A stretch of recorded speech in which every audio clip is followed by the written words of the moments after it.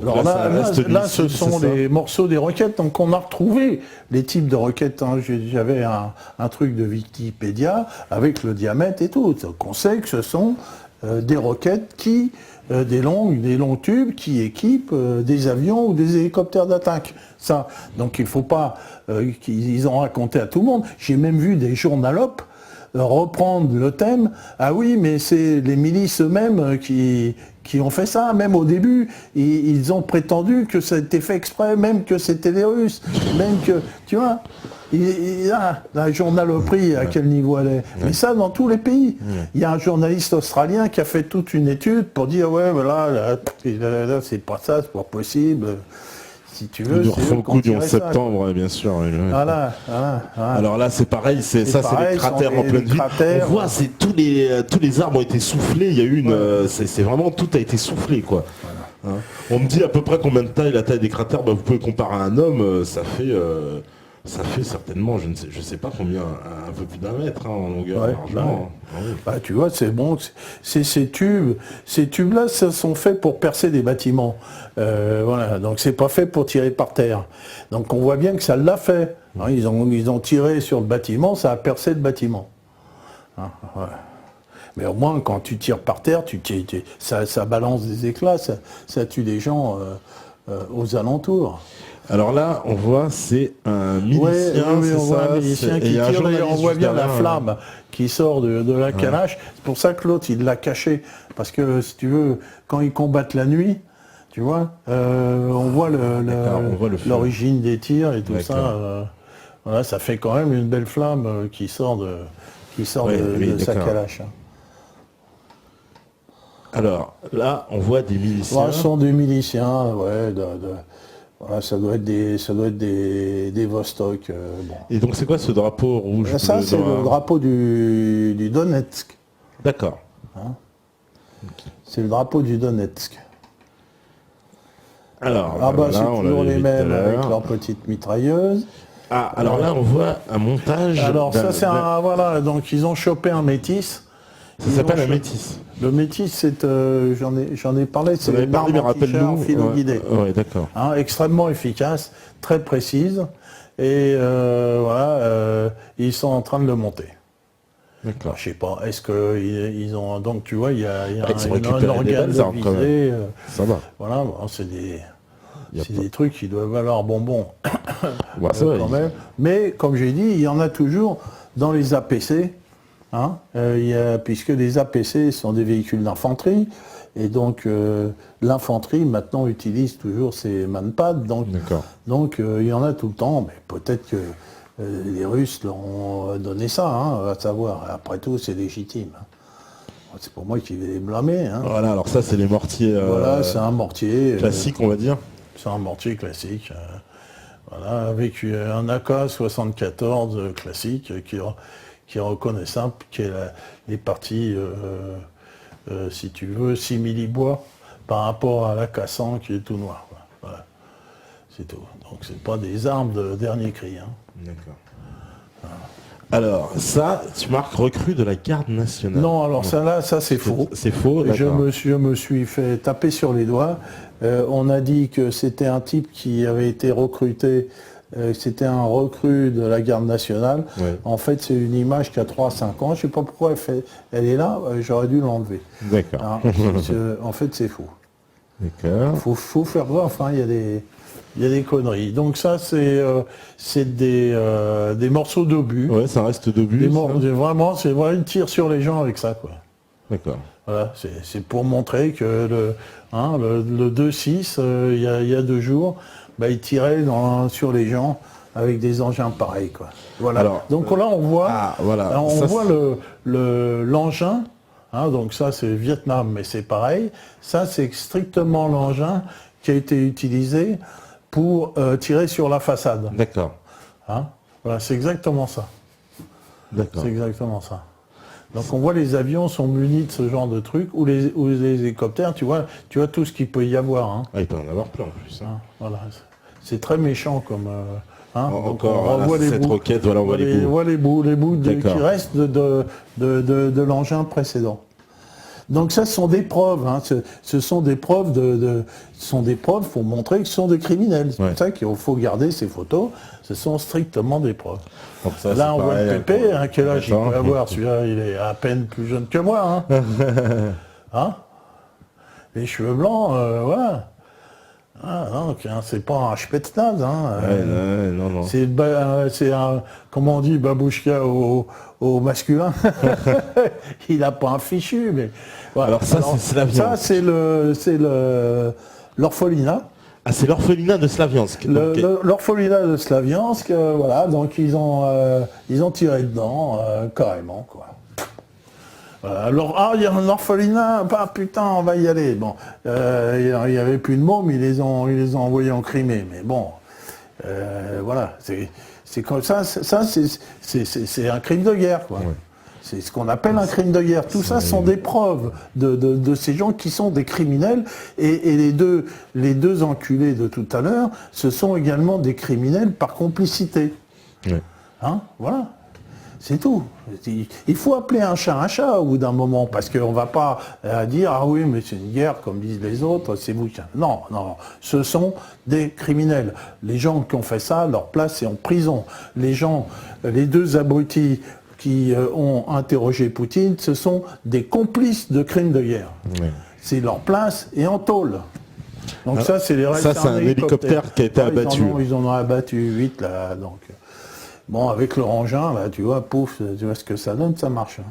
Oui, ou alors le bitume, là, voilà, on voit avec cet engin-là. L'IGLA, ou alors ça. On l'a pas vu, alors c'est quoi ça? C'est pas, ils ont touché ça, hein, c'est le Z, c'est le... Alors c'est quoi, une espèce de canon mobile, ça, un petit peu? Non, on l'a vu, là, c'est le bitube. C'est le Z23-2. D'accord. Et on l'a vu tout à l'heure, quoi. Monté sur une plateforme. Ah oui, tout à l'heure, il était sur la plateforme, c'est pour ça qu'on ne le reconnaît pas, d'accord. Souvent, on le monte sur une... Alors, il appelle ça aussi la Tachanka. La Tachanka, c'est pendant la Révolution russe, tu sais, ils mettaient des mitrailleuses sur des calèches. Ah bon, non, je sais pas. Hein? Ah bah si, on voit ça souvent dans les films. Tu vois, donc il y a les chevaux et une calèche, et derrière, il y a la mitrailleuse.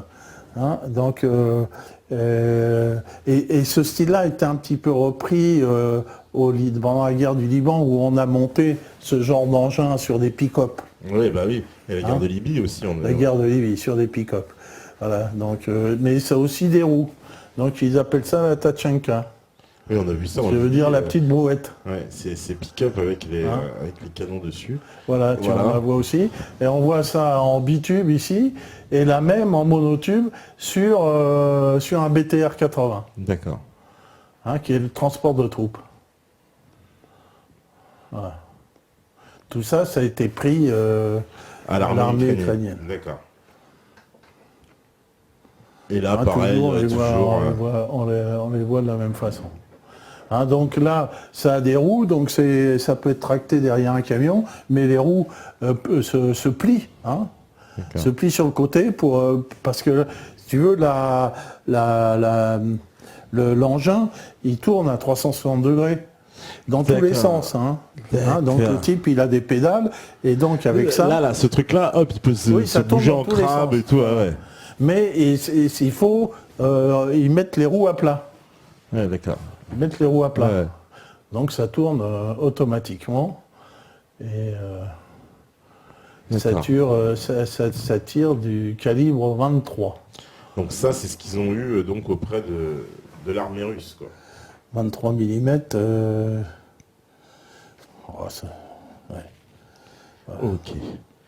Bon, ben voilà. Alors, on va répondre un petit peu aux questions, parce que c'est vrai qu'il y a pas mal de questions. Voilà. On me demande d'ailleurs si tu es collectionneur d'armes de guerre. Comment? Est-ce que tu es collectionneur d'armes de guerre? Non, je ne suis pas collectionneur de guerre. Non, je m'intéresse à ce que font les... Voilà, ils te sentent bien spécialiste en fait sur les armes. M'intéresse, on a fait déjà une émission là-dessus. Il faut savoir un peu comment ça marche, parce que si tu veux, moi je suis un mec précis, je suis un ancien scientifique et j'aime bien savoir tout dans le détail. On a dit, c'est les deux abrutis, on reprochait à Poutine de dire oui, vous avez des hommes là-bas. Il y avait des hommes là-bas. Ça prouve qu'il n'a pas d'hommes là-bas, parce que l'armée russe n'a pas ces engins-là. Hein. Voilà. Ils ont un meilleur équipement, l'armée russe, autant le dire. L'équipement de l'armée russe, il est beaucoup plus sophistiqué.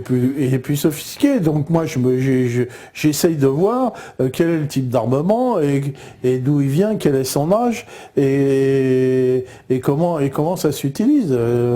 C'est tout. Donc c'est important de le savoir politiquement. Voilà. Alors, on a même, on me dit, qu'est-ce que... Attends. J'avais vu une question sur les milices sur le terrain. Voilà. On me dit, elles font quoi exactement? C'est vrai, comment elles se coordonnent ces milices sur le terrain? Il y a quoi? Il y a un commandement général? Comment? Parce que oui. C'est ça, c'est vrai qu'on se demande comment elles coordonnent leur action, etc., militairement. Alors, il y a un semblant d'armée. Hein. Il y a l'armée du Donbass qui est commandée par Igor Strelkov. D'accord. Igor Strelkov. Hein, c'est Igor Acier. Ouais, bon, c'est un ancien de la guerre de Tchétchénie. C'est pas un tendre. C'est pas un tendre. C'est pas un tendre. Il a abattu 2 miliciens qui avaient volé. Un coup de pistolet dans la tête. Bon, c'est pas un tendre.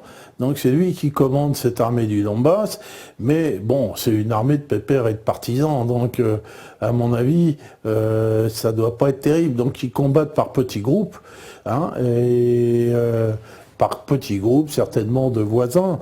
Alors il y a une brigade qui est bien militairement organisée, qui est la brigade Vostok, qui est composée en grande partie de Russes. D'ailleurs, et de Tchétchènes, de volontaires, russes et tchétchènes, qui sont souvent des combattants ayant une expérience. Hein, voilà. Donc ça, c'est celle qui intervient dans les coups durs. C'est celle qui a essayé de reprendre, d'ailleurs, sans succès, l'aéroport de Donetsk. Pour le reste, ce sont des milices d'autodéfense. Ça fonctionne comme résistance, voilà. Et ils se réunissent et ils disent bah tiens on va faire ça. Donc ce sont des petits groupes très mobiles et puis qui se donnent un objectif et dont l'action est de se glisser le plus doucement possible vers la position ennemie. Et puis voilà quoi. Ce ne sont pas des grands professionnels. Hein. Mais bon effectivement il y a un commandement central, il y a un chef. Ce fameux. Il y a un commandement. Igor. Est-ce qu'à la fin il y a Strelkov. C'est quoi l'objectif politique qui est poursuivi? C'est de se rattacher à la Russie ou de déclarer une indépendance? Alors ça, l'objectif est un peu flou, parce que au départ on parlait de fédéralistes, il ne s'agit plus de fédéralistes, hein, et puis on a vu tous ces gens brandir des drapeaux russes. Et donc c'était clair, ils voulaient être russes, c'est-à-dire être séparatistes. Et puis on a vu les drapeaux russes être amenés, et on a vu ces drapeaux du Donetsk et de Lugansk, hein, donc noir, rouge, bleu, c'est Donetsk, et puis c'est vert, rouge, bleu pour le Lugansk. Voilà, et donc il s'agissait, donc après le référendum, ils ont composé des républiques populaires autonomes de Donetsk et de Lugansk. Ensuite, ils se sont mis ensemble et ils ont créé ensemble ce qu'ils appellent Novoroussia, c'est-à-dire Nouvelle-Russie. Oui. Hein, voilà, avec un autre drapeau. Maintenant, je pense qu'ils espéraient que la Russie intervienne militairement pour qu'il puisse y avoir l'annexion. Je pense qu'ils espéraient que la Russie rééditerait une affaire comme la Crimée, sauf que la Russie ne l'a pas fait, ne la fera pas.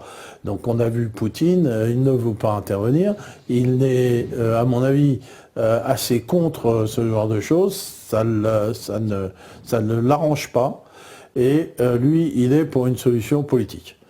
Voilà. Mais donc, clairement, l'Ukraine, elle n'existe plus. C'est clair. Est-ce qu'elle existe encore, l'Ukraine, franchement? Mais dans les faits, c'est un pays qui va avoir du mal à vivre, qui est mort, hein, dans les faits. Bah ouais, dans les faits. Oui. Mais comment la Russie peut aller intervenir là-dedans? c'est pas possible. C'est aux Ukrainiens de s'entendre. Alors il y a les Américains de l'autre côté qui poussent à la rue, qui poussent au chaos, qui poussent à la guerre civile. Eux, ils vont essayer à ce que cette guerre elle dure le plus longtemps possible. Voilà, c'est le jeu des États-Unis, c'est le jeu des États-Unis, le jeu des Anglo-Saxons, c'est toujours le chaos le plus total. On me demande d'ailleurs si tu connais la vidéo récente de Russia Today où Poutine serait prêt à tout lâcher sur le 11 septembre et autres false flags. Il remet en cause tout ça. Il a dit va tout balancer. Moi j'ai mis une info qui est parue sur un site russe et qui est une info reprise d'un autre site, qui est repris d'un autre site. Donc c'est un bruit qui court sur Internet que Poutine allait utiliser le 11 septembre comme moyen de pression. À mon avis, il ferait bien, et il le fait peut-être déjà. Alors, on parle des preuves que posséderaient les Russes. Je parle des preuves, déjà tout le monde les possède, des preuves. Tout le monde a les preuves. Non mais les Russes, c'est sûr qu'ils ont quelques preuves. Les Russes, ils ont des images satellites. Voilà. Et parce que au moment du 11 septembre, tous les moyens d'investigation de Russes étaient en alerte, parce que les Russes pensaient qu'ils allaient être incriminés, donc ils avaient mis au point tous leurs moyens sur le 11 septembre. Donc ils ont des preuves. Alors maintenant, l'affaire serait plus politique qu'autre chose, parce que la Russie officiellement dise oui, mais le 11-9 c'est un inside job, c'est quelque chose d'interne. Si tu veux, même si les Américains vont nier et puis vont lever les bras au ciel en criant tout ce qu'on veut, ça la fout très mal, quoi. Les Iraniens l'ont déjà fait. Oui, mais voilà, c'est-à-dire justement, les Iraniens l'ont fait. Mais s'il y avait, je ne vais pas manquer de respect aux Iraniens, mais la parole de Poutine, elle a quand même une espèce de crédibilité internationale. Voilà. C'est le président de la Russie. Si maintenant le président de la Russie, il commence à... Alors il y aura toujours qui vont dire il est de mauvaise foi, c'est de l'anti-américanisme. Mais il y en aura une bonne partie qui diront arrêtez vos conneries. Évidemment que ça ferait très très mal si les Russes... disent voilà la preuve que ceci, cela. Ça permettra à d'autres de sortir du bois, parce que du coup, si Poutine dit ça, il y en a d'autres qui diront il a raison, Poutine. Du coup, En tout cas, je pense que c'est une arme que les Russes se réservent. Et ils ont bien raison de se la réserver.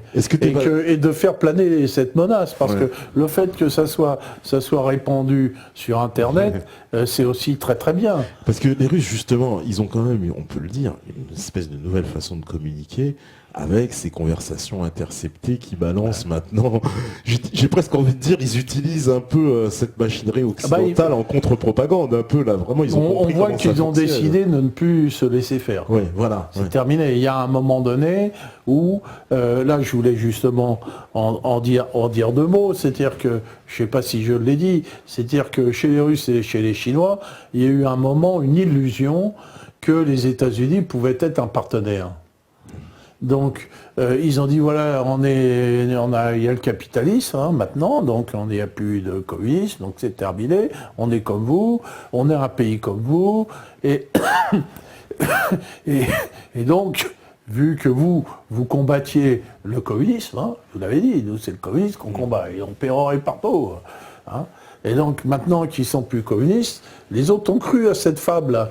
Ils sont cons.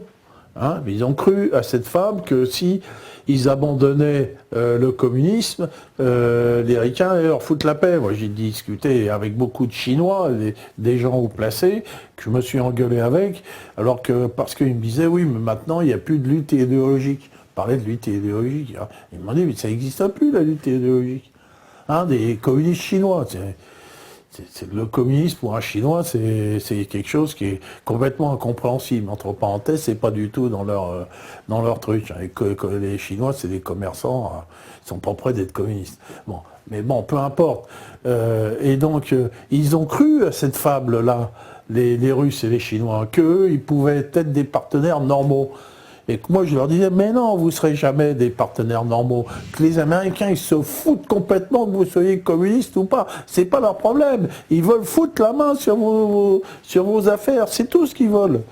C'est tout. C'est tout. Donc, et ce seront toujours des ennemis.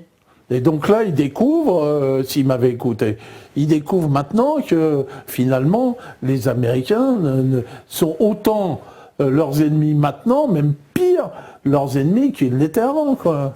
Ouais. Pire, même pire. Ouais, même pire. On va, pour finir, pour comprendre, parce que Ça n'a rien à voir avec le communiste, l'histoire du communisme, de la guerre froide du communisme, tout ça, c'est du pipeau. Du pipeau absolu. Les États-Unis, eux, ils lâcheront pas l'affaire, on a bien compris. Donc ils vont lâcheront jamais l'affaire. Ça va aller jusqu'à quel point? C'est ça, c'est là. Ça ira ça ira au maximum. Ça va finir comme la Yougoslavie, quoi, cette affaire. Ça va éclater dans tous les sens. Bah oui, ça va. Tu parles de l'Ukraine. Ouais.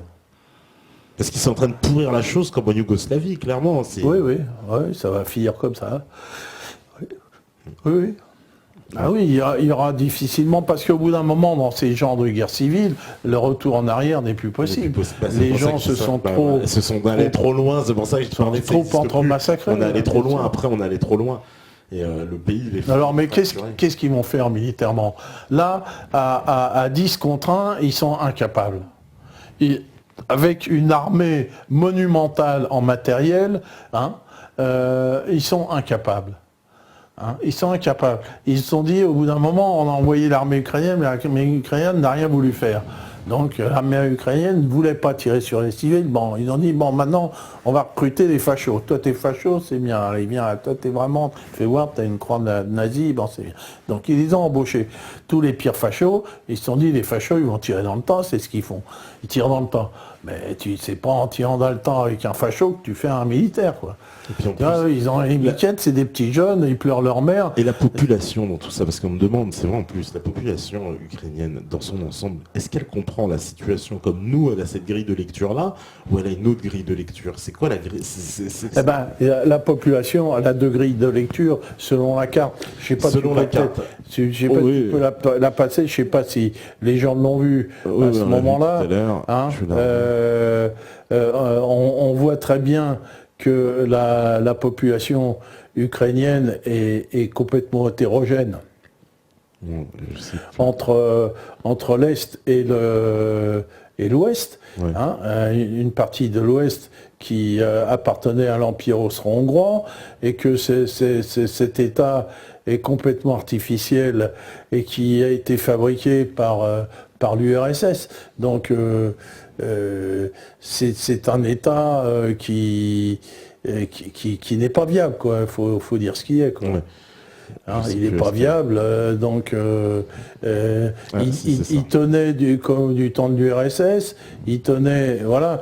Donc là on voit les pourcentages d'élections aux dernières présidentielles. Donc clairement la population, on va dire, donc de l'Ouest est favorable à ce nouveau changement de gouvernement, et puis en gros, alors à l'Est, par là, à l'Est, au sud, tout le méridional, pas du tout. C'est ce qu'ils appellent la Nouvelle Russie, Novorossia.